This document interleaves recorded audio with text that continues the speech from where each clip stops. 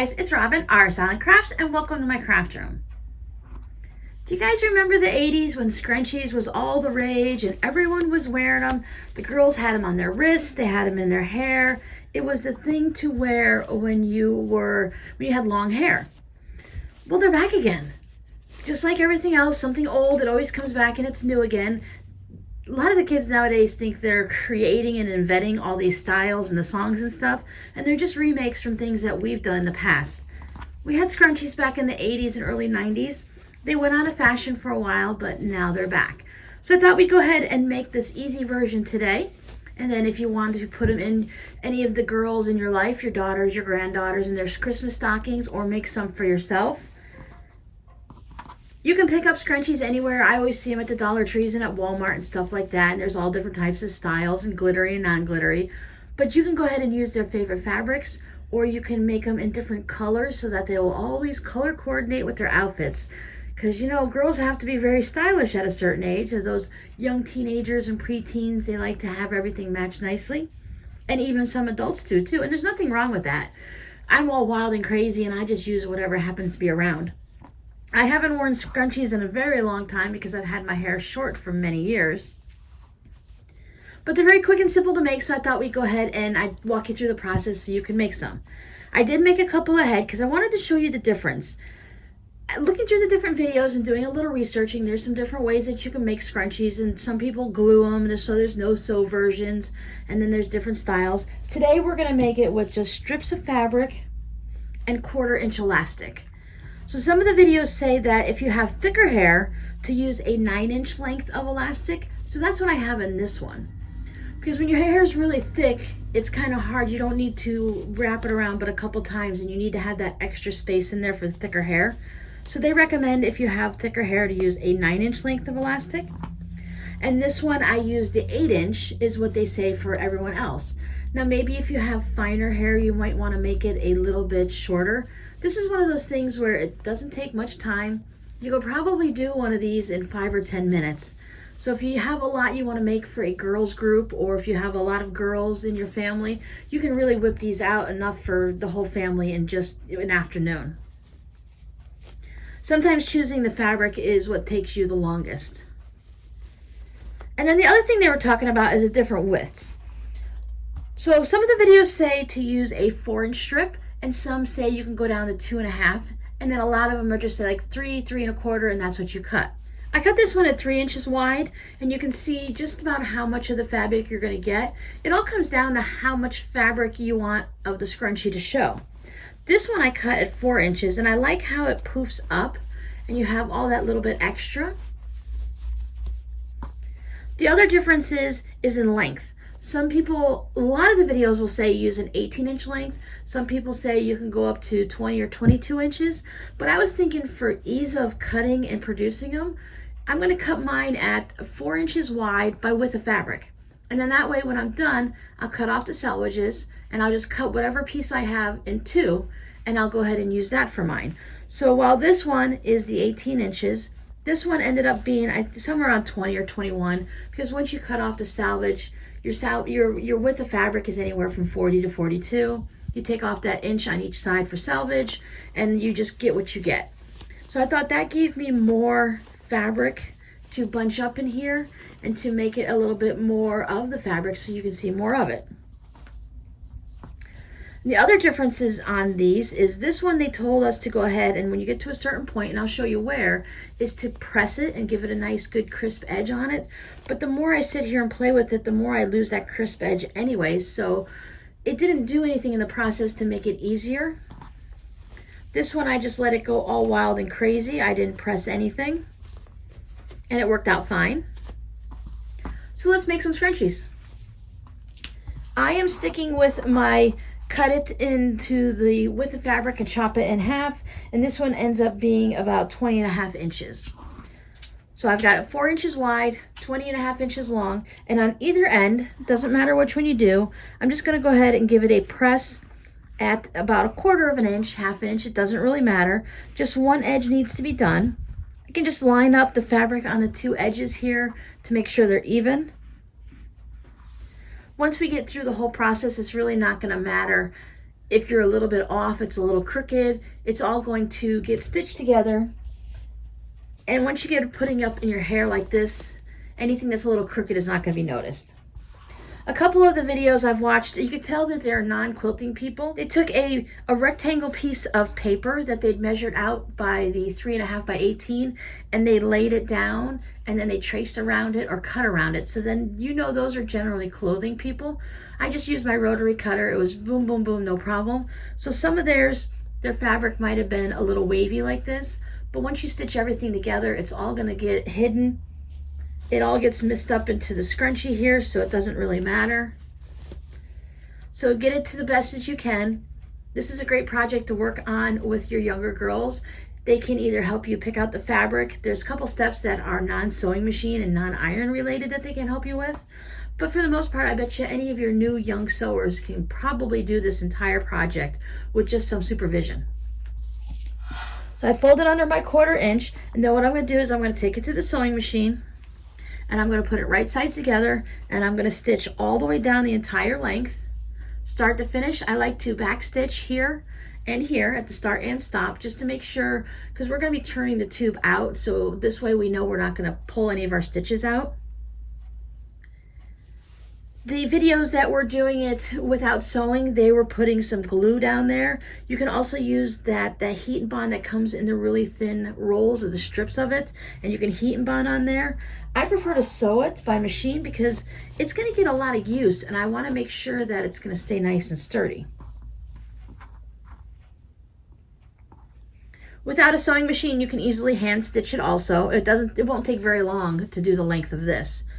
But I'm going to go ahead and take this over to the sewing machine, and I'm going to stitch this all down so I can show you the next step. Just to make everything look pretty, I did go ahead and give it a press, so we do have that nice flat edge. Like I said, I found that it didn't really matter. I used a 1/4 inch seam allowance. I let my machine, to put the 1/4 inch, my machine automatically does a 2.0 stitch length. You can go ahead and bump that up to 2.5 or 3 if you like. But since it's going to get a lot of tension and use like this, even though it's right here along this edge, it still can get pulled on a little bit, so I like to leave it at the 2.0 so it's nice and tight. Some people do a second line of stitching just to secure it, so they want to make sure that they know it's nice and secure and safe. Once again, I noticed that was mostly for the people that do clothing and things like that. Us quilters, we just kind of know if we do it in a nice little tight stitch, it's going to stay nicely. You can make these out of the quilting cotton fabric like this, or you can go ahead and use, like, those that have the girls that do dance routines and stuff, or they like a little bit more of a sparkly, you can get some of those fabrics from their little dance costumes or the swim costumes. When you go to Joann's and stuff, they have that section with all the different stretchy material. You can go ahead and use a silk or satin or some velvet or whatever you want to use. I'd stick to some of the thinner things because you do have to put it into your hair, and you need to be able to, you know, tighten it up and get it onto there. Or those girls that with short hair, they just like to wear it on their wrists. If you're just wearing it on your wrist, you could probably get away with using any type of fabric you want because it's not holding your ponytail up. So one of the things I like to do is when I'm doing something like this and I start stitching, I usually start down here and then I back stitch to the end and come back this way. So when I'm doing that, I don't have those little itty bitty tails that always seem to stick out, because even when you trim them with the scissors, you always end up having that little thread tail that works its way out. So if I start down here and then back stitch, those little thread tails will be buried inside and nobody will see them. Now, if you have one of those little tube turners, you can go ahead and use that. I've seen other people turn their tubes right side out by using a pencil and things like that. I just like to go ahead and take a large safety pin, just pin it on there on the outside, on this wrong side of fabric. Then I just take the head and I duck it in there. And then you can just go ahead, just like when you're putting in a drawstring, just work your safety pin through here and it'll pull the fabric out. Sometimes people like to stitch their elastic right to the end, and then they can pull that and use their elastic to pull it out the right way. This only takes about a second or so.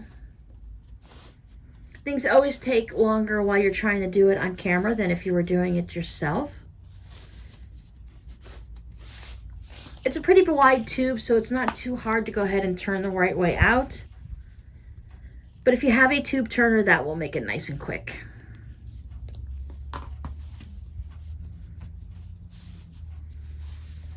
Now, just to make it all nice and pretty, I'm going to go ahead and take this back over to my iron.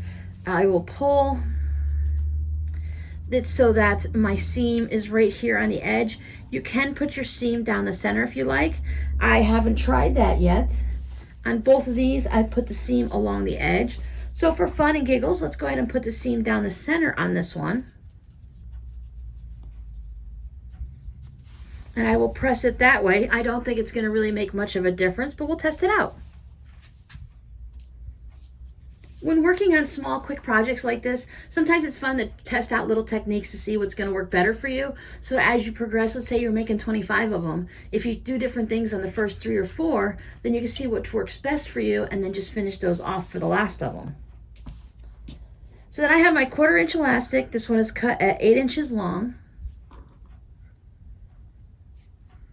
I like to go in twice when I do my elastic just to make sure it doesn't pull off on the end at all.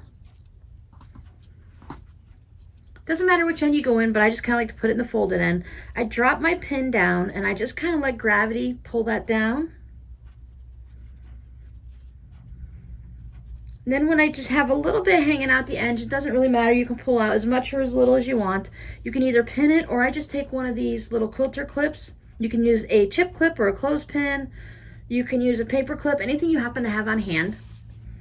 And then I go back to find what this is going to do is, as you're pulling your safety pin through, you're not going to pull the end of your elastic out because the elastic is only 8 inches, and remember our tube is 20 to 22 inches. So I just hold the pin and I just kind of scooch the fabric. This is the little circle at the bottom of the pin. This is the head. I just push the fabric along it, kind of pull it down and let it go. I'm not really worried too much here, but I'm not going to pull really hard on this because I don't trust the clips 100%. So when I pull it out here, I go ahead and I grab both ends. I can take off my clip, take off my safety pin. Now you have your 2 ends. Some videos I saw where they just tied this in a knot. They just tied it in an overhand knot like this, and then you pull it through. I didn't think that, I was worried that that wouldn't be so secure over time. So I took mine to the sewing machine and I overlapped them about 1 inch or so. I took 1 stitch straight down here across them to hold them together. And then I turned them underneath my sewing machine so I was stitching down the center. Now you can either use a straight stitch or you can go ahead and use a zigzag so that it withstands that little bit of elasticity there still. But I just took a straight stitch and I went down and back and down and back a couple times just to make sure that that was going to be nice and secure and held in place. I find stitching the elastic is the hardest part for me. Sometimes they line up nice and neat, and then other times you see how it just got a little tail sticking out. I have it nice and secure in here. This is not going to come apart, so I'm not worried about that. Now we have our one end that we've folded the end in, and it's nice and neat. I did not stitch around it or anything like that. It'll stay nice and folded from the good pressing I gave it. And then I have my end that is just a frayed end here that there's raw edges. I'm just going to take that. And what I want to do is I want to have it so that with this one, we have our seam that we put right in the center. So I want to make sure that my seam stays wherever it is on this side. I want it to match on this side. So if my seam is on the bottom here, it needs to be on the bottom here. So this time it's up here. I want to find where my seam is on this one. So I'm going to tuck those two in. So I've tucked my raw edges about 1 inch, 1.5 inches, just doesn't really matter, just as long as it's tucked in there nicely all the way around. Then I'm just going to go check to make sure that I don't have this all twisted in a weird way. It's not going to cause any issues if you have it twisted, but if you want it to look nice and flat all the way around and not look like any type of a Mobius strip, just want to make sure that your seam is in the same place all the way around. So this one, it's on the top. This one, I tried to keep it down at the bottom, but it just automatically spins around and did whatever it wanted to. But I did make sure that it follows in a complete circle all the way around in the same spot and it doesn't move. Because what we're going to do is we're going to take this to the sewing machine. So I can see already that having it in the center is probably not my favorite place to put that.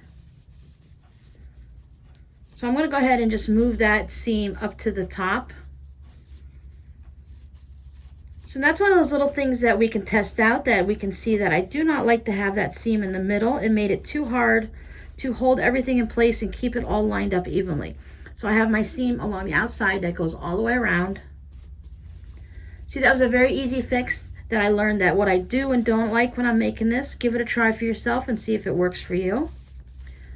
So here is the one edge, and then here I can feel my raw edge right inside here. So I gave myself a good, it's about 1 inch, 3/4 of an inch. It's tucked in there. I'm going to take this over to the sewing machine, and I'm going to go ahead and leave it at my 1/4 inch seam with my 2.0 seam allowance. You can bump it up to 2.5 or 3 if you like. And I'm just going to go ahead and stitch right down here. Now this is going to hold it all together. It is going to cause that little bit of a seam there, as we can see here. See how that one is all stitched? Of course, I used a light gray thread, so it does make it a little bit more difficult to see. But if we zoom in nicely, you can go ahead and see that I did just about 1/4 of an inch and I stitched there. I do have to trim it up just a little bit, but I started here and I back stitched so that these little pieces, when I cut the tails off, they won't constantly be trying to peek out here. So you want to back stitch at both sides. You are going to go ahead and sew across your elastic because that is in there. So you're going to start at one end and stitch all the way down and back stitch, and then go ahead and end it and trim it all up.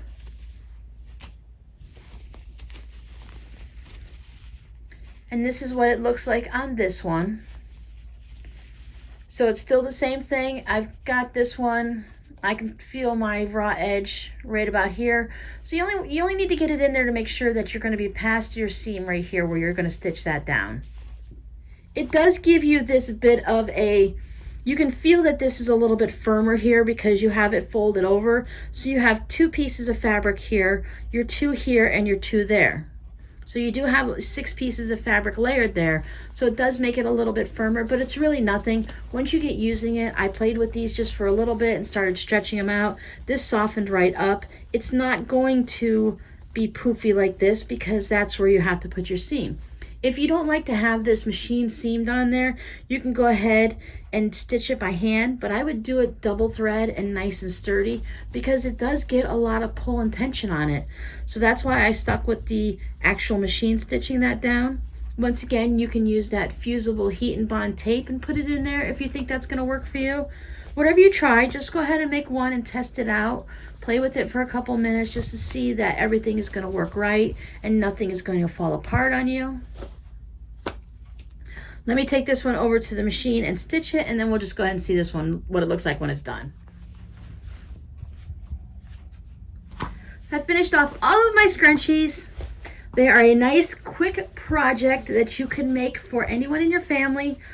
They're great for the girls groups and the different Girl Scouts and the church groups and stuff like that. Use any fabric you like. Anything that matches the outfits or is just fun.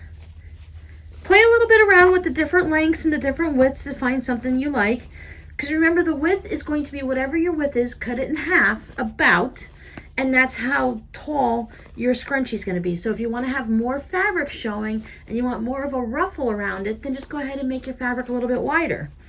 If you're making it for a small child that doesn't need to have a really big poofy scrunchie, then just go ahead and make it a little narrower. Your length is going to determine how many of the little roughly ripples that you have going around your ponytail. So if you want to have it to be, if you want to have it more scrunched together, go ahead and use a longer length of fabric. But whatever you do and however you make it, just go ahead and have some fun and use up some fabric. Thank you guys for hanging out with me today in the craft room, and I'll see you guys later. Bye.